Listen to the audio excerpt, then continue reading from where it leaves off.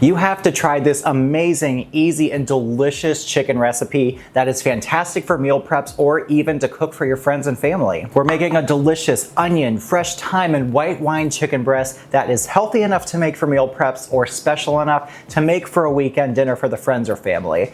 The full recipe is in the description, so go check that out. Make sure you hit that subscribe button and that notification bell so you can join me every week for my new recipes. We're gonna start by mincing up some fresh garlic as much as you want and some fresh thyme. This really needs to be fresh for this. It makes all the difference in the world here.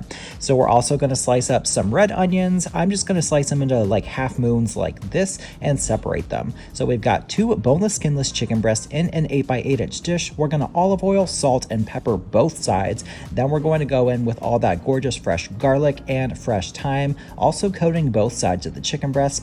We're then going to sprinkle in the red onions and actually put a nice pile of them underneath each chicken breast as well. They're gonna have so much flavor when they're done cooking. We add some white wine to the pan, cook until 165 Fahrenheit internally, let rest for 10 minutes, and serve up with whatever you want. I love it when it all comes together in the one pan. You throw it in the oven and boom, it's done. Always let your chicken rest when it's out of the oven. A good 10 minutes is going to make a world of difference. It'll bring all the moisture back in and it will be juicy and delicious and tender. This is perfect to pair with literally any side. Any type of green, any type of starch, you name it, it's a great pairing for this. So you can really make this meal your own.